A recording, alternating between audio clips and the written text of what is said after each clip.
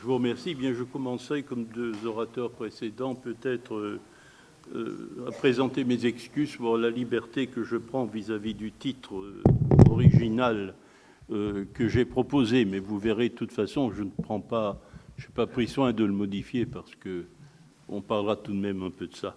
Alors, voici, je suis aussi le premier peut-être à sortir du domaine strict du Proche-Orient. Permettrez donc, si vous me permettez, d'être un peu pédagogique. Alors, la philologie de l'Avesta, que pour l'instant, au début, nous définirons comme le livre sacré de l'Iran mazdéen, a pour problématique centrale une question qui relève directement du rapport entre l'oral et l'écrit, qui est le thème de ce colloque. En effet, les textes de l'Avesta sont rédigés dans une langue indo-européenne de type ancien, analogue au sanskrit, au grec et au latin. Mais ces textes nous ont été transmis par des manuscrits dont le plus vieux est très exactement daté du 26 janvier 1323. La date de la langue, elle, ne peut pas être déterminée avec la même précision. Loin de là.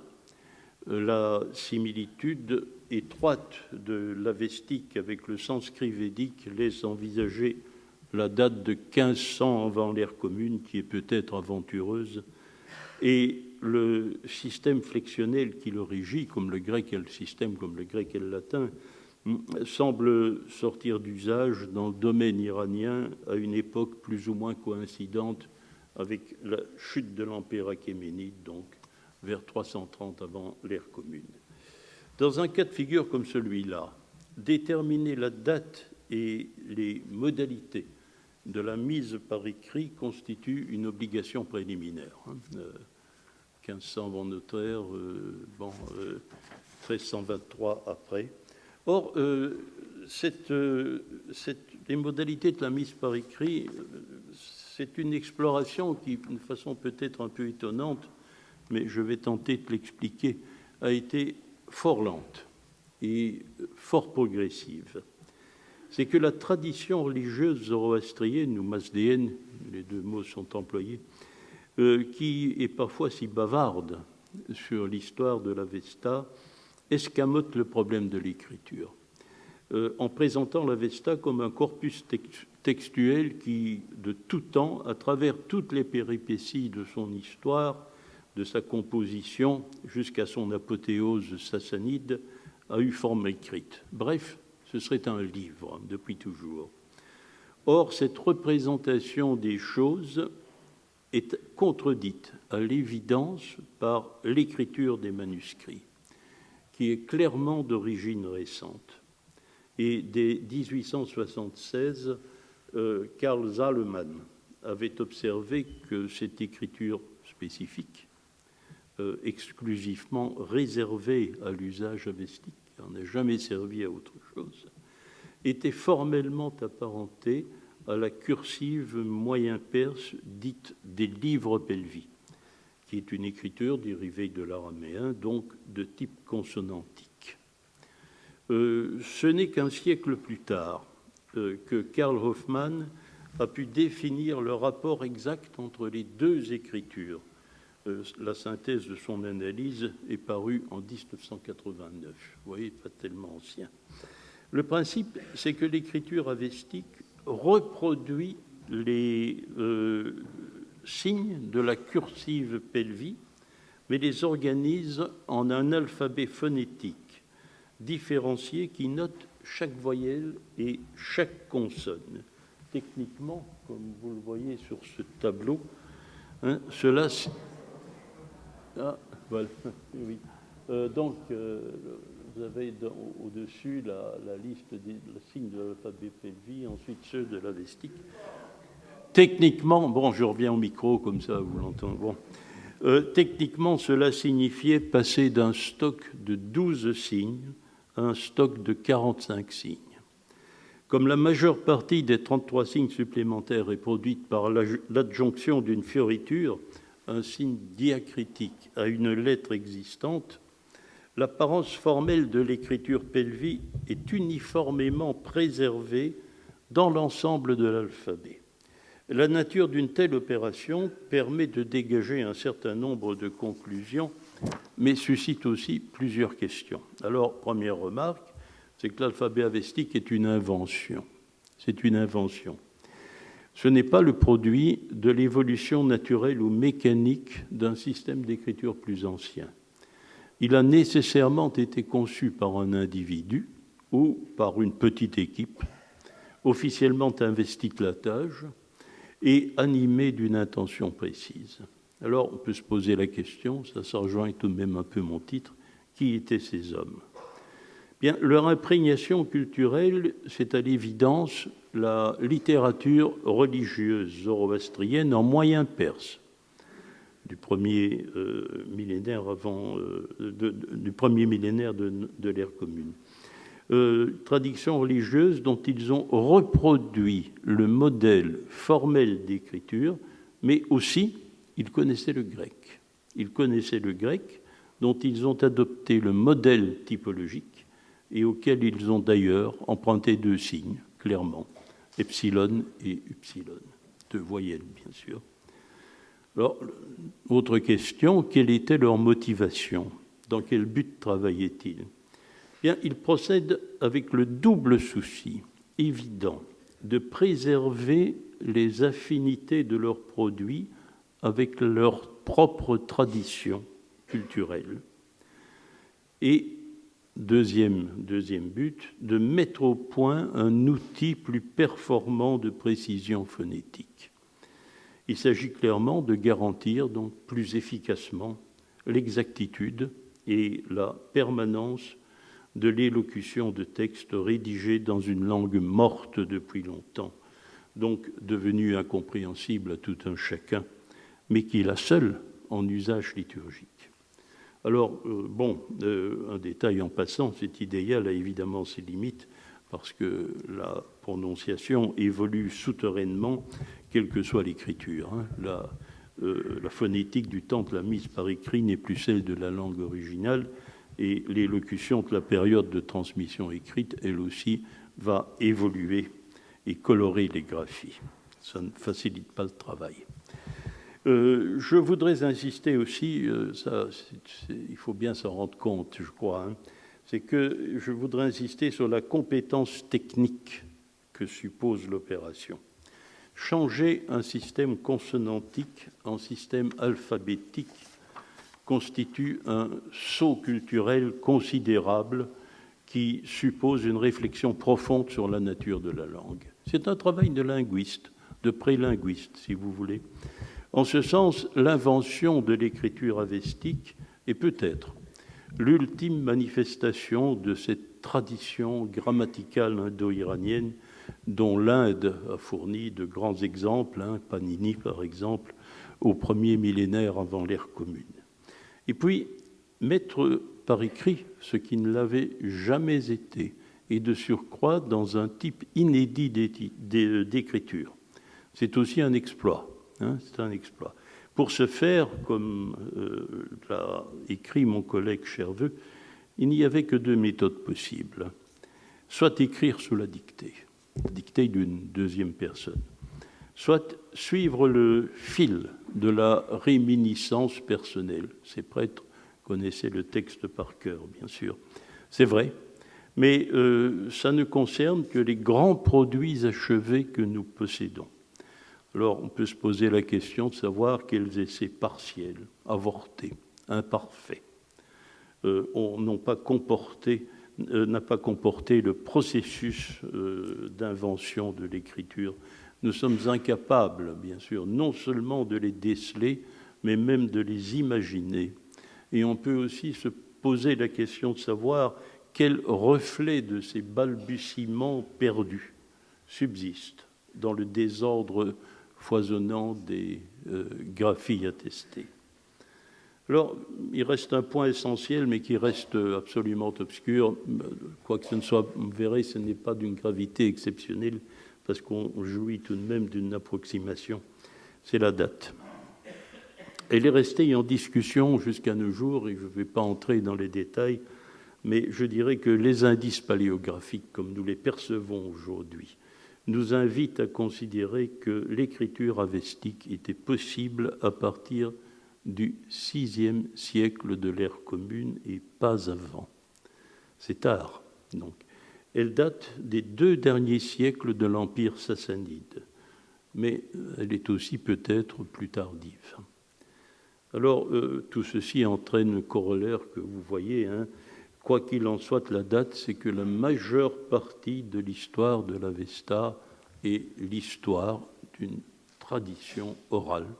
Tout ce qui concerne l'Antiquité, hein, avant le VIe siècle de l'ère commune, relève d'une manière ou d'une autre de la tradition orale. Alors, comment envisager celle-ci?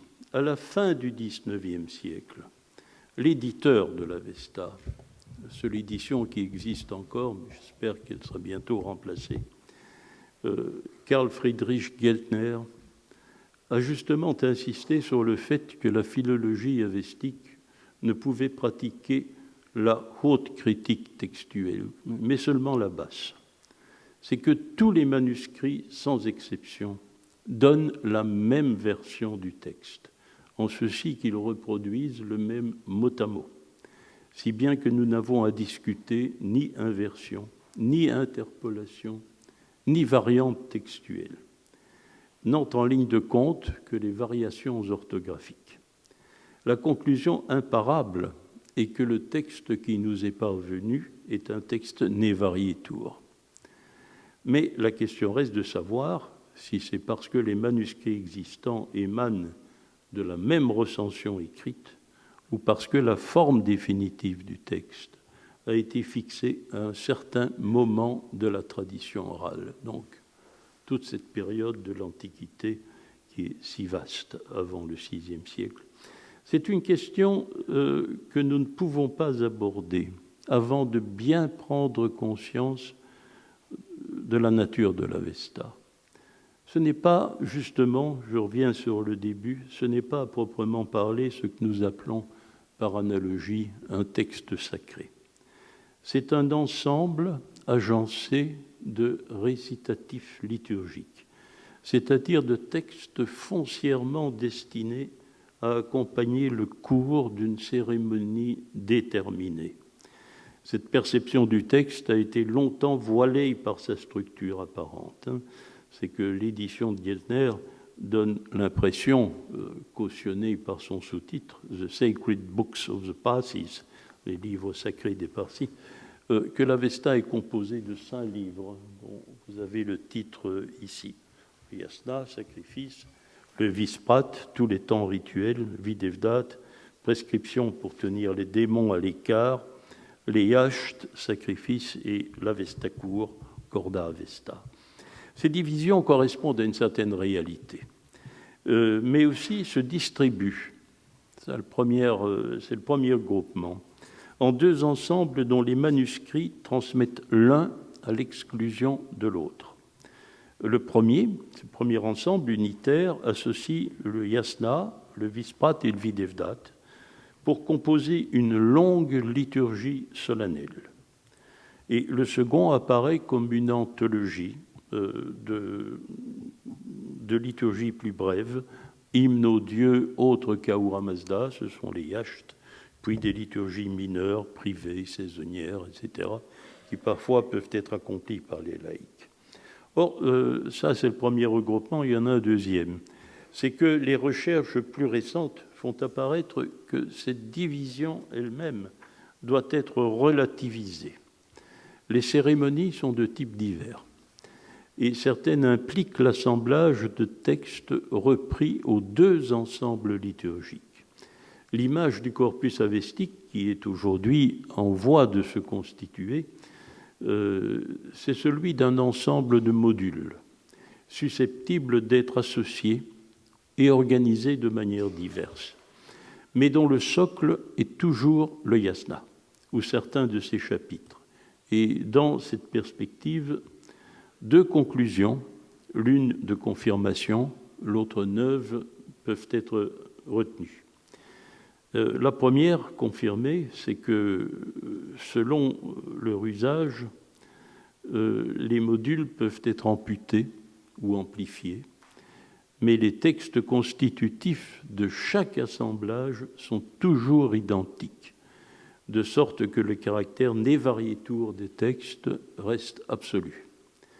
Alors, la conclusion neuve, c'est une chose qu'on ne sait pas depuis longtemps, c'est que les cursus liturgiques que ces récitatifs animent sont très anciens, car les cérémonies décrites par ceux-ci, par ces textes eux-mêmes, y sont déjà soumis. On soupçonne donc que chaque texte a été composé pour servir de module dans une cérémonie donnée. Alors, c'est répondre à la question que je posais. Les textes névarietur, non pas parce qu'ils émanent de la même recension écrite, mais parce que la fixation a été faite de manière très ancienne, à l'époque même de la tradition orale. Et il nous reste bien sûr, en dehors de ces textes, quelques fragments qui peut-être émanent d'un plus vaste corpus de textes. Nous les avons appelés métarituels parce que ces quelques fragments que nous avons recueillis sont soit des commentaires exégétiques des liturgies, soit des réglementations qui régissent leur mise en pratique. Alors, donc, je conclurai que dans cette perspective, des indices forts plaident pour une fixation très ancienne des textes. En premier lieu, nous en avons la certitude par un fait donné que j'explique maintenant. C'est que l'Avesta n'est pas un corpus chronologiquement homogène. Il y a une grande distinction qu'il faut faire. Les textes qui composent, grosso modo, il faudrait nuancer, mais les chapitres 28 à 53 sur 72 du livre du Yasna sont manifestement plus anciens que tous les autres. C'est le cœur du Yasna. Si bien que nous opposons en bonne méthode un Avesta dit ancien, ces chapitres-là, à un Avesta dit récent, tout le reste. Or, nous pouvons constater dans l'Avesta récent que l'Avesta ancien, qui est installé au cœur du livre socle, était très exactement, mot à mot, celui qui nous est parvenu. La table des matières qui en est dressée témoigne de l'identité du contenu et de l'ordre de succession des textes. Et les citations de textes éparses dans le corpus témoignent de l'identité du mot à mot. Là aussi, il faudra un peu nuancer, mais ne sont jamais reprises à un texte inconnu. Donc le corpus est fixé et clos. Le corpus de l'Avesta ancien est fixé et clos dans l'Avesta récent. Bon, voilà. Nous ne disposons pas d'indices aussi probants pour les textes de l'Avesta récent, dès lors qu'il est difficile d'établir leur chronologie relative et que les plus longs et les plus narratifs, comme les Yachts et quelques chapitres constitutifs du Yasna, donnent l'impression du disparate. Et Antoine Meillet disait, le grand comparatiste de cette maison, disait en 1917 une série de fragments de dates diverses, pour la plupart très menus et juxtaposés sans ordre. Mais il faut se méfier. Je prendrai l'exemple particulièrement frappant d'un yacht, le yacht 19. En apparence, il est composé de deux parties de longueur très inégale et de sujets complètement différents. C'est un exemple que je vous donne. Les 8 premières strophes de ce texte racontent la naissance des montagnes. Et les 89 strophes restantes font l'historique de la possession du Quarna. Le Quarna qui, pour être simple, est une sorte de fluide lumineux caché dans les eaux qui donne aux héros du passé iranien la légitimité et la force d'accomplir leurs exploits. Or, nous pouvons être sûrs que l'assemblage de ce court fragment géographique et de ce long récit d'histoire mythique est ancien, car un paragraphe du Yasna, c'est le Yasna 1.14, signale l'existence d'un texte consacré d'abord aux montagnes, puis aux diverses phases de la possession du Quarna. Il apparaît ainsi que les textes du type Yacht, longs et narratifs, sont effectivement composites, comme on l'a dit, mais que leurs éléments constitutifs, si hétérogènes qu'ils soient par leur sujet et par leur style, ont été réunis à date ancienne et dans le souci d'une certaine nécessité thématique, qui ne nous paraît pas toujours logique, mais qui est certainement présente. L'Avesta relève donc, pour la composition de ces textes, leur fixation et leur arrangement, qui sont peut-être concomitants, et pour la plus longue période de sa transmission, des processus qui sont propres aux littératures orales. C'est un facteur longtemps négligé, dont la recherche récente a maintes fois rappelé l'importance. Mais il faut aussi reconnaître qu'il n'a que très peu d'implication opératoire pour le travail philologique. En premier lieu, comme chacun en est bien conscient, ce monument de littérature orale ne nous est connu que sous forme écrite et dans une version unique. Plus théoriquement, l'appartenance à la littérature orale demande une clarification à laquelle je ne vois pas que l'on ait procédé. C'est la littérature orale, certes, et à l'évidence, mais quel genre de littérature orale ? Je veux dire, pour quel usage fut-elle produite ? La définition de poésie rituelle, qui serait certainement la plus courante pour la plupart des spécialistes aujourd'hui, et même pas tous. Cette expression de poésie rituelle, je l'ai trouvée dans une étude récente encore, recouvre une redoutable ambiguïté. Alors que poésie réfère à l'œuvre de création littéraire, rituel assigne à cette œuvre un but finalement imprécis.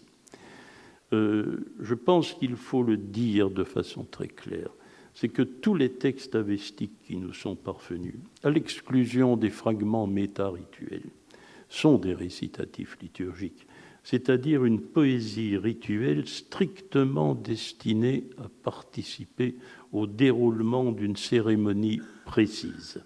Et à ce titre, il constitue une catégorie spécifique de littérature orale que l'on ne peut traiter comme les chants des bergers bosniaques du XIXe siècle, ni même comme les poèmes des Aèdes homériques, leurs contemporains approximatifs.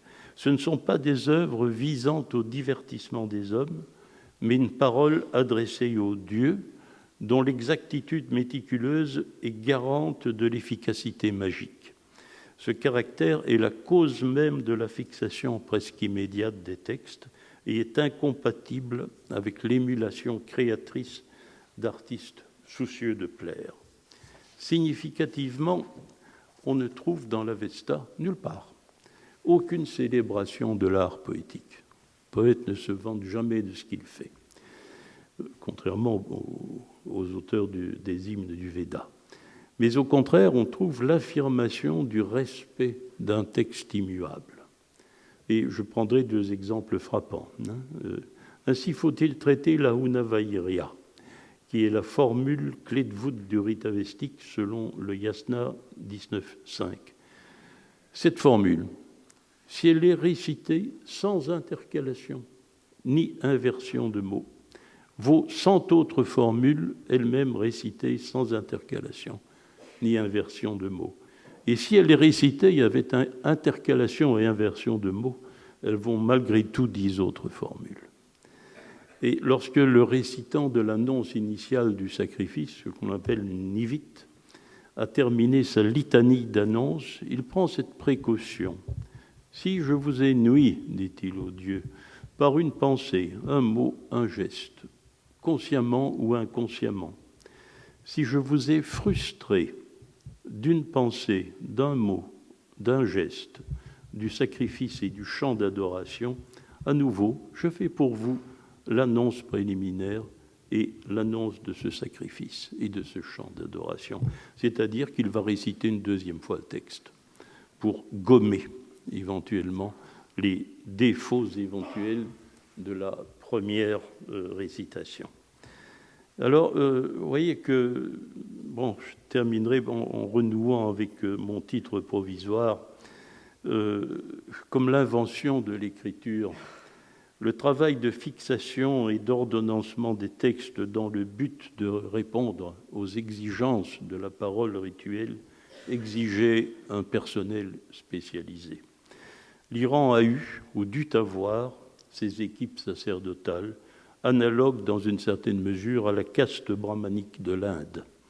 Nous savons que l'empire sassanide, premier millénaire de l'ère commune, avait eu son clergé institutionnel. Mais tout ce qui précède est problématique ou indistinct.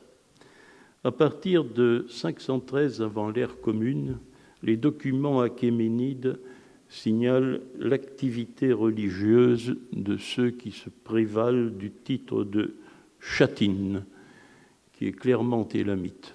Ce n'est pas un mot iranien. Ou de magou, les mages, magou. Mais c'est un mot dont on ne peut être véritablement sûr qu'il est iranien. Ils n'avons aucune sécurité à cet égard. Et les mages sont aussi attestés par des documents antérieurs à 513, mais sans aucun lien avec l'activité religieuse. Nous sommes au cœur d'une problématique qui est loin d'être résolue. Alors, la doctrine et les rites de l'Avesta récent, eux, sont confiés à la catégorie sociale, c'est une couche sociale spécialisée de gens qu'on appelle des atarvanes. Ce sont les prêtres vus du point de vue social. Les deux termes grammaticaux exacts sont atravan et atawron. Et pour l'Avesta ancien, mystère. Nous n'en savons rien. Le problème central, c'est que l'Avesta ignore les magous, les mages. Le mot n'existe pas. Et que les atarvanes n'existent que dans l'Avesta. Cette situation inconfortable a un côté positif, car elle met en lumière la manière adéquate d'envisager la question de la religion des Achéménides.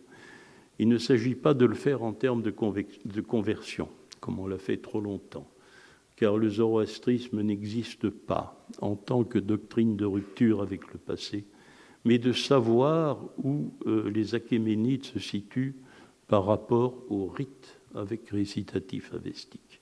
En d'autres termes, la fixation des récitatifs avestiques est-elle l'œuvre des atarvanes, œuvrant dans un lieu qui nous est inconnu, en liaison avec un pouvoir politique inidentifié et inidentifiable?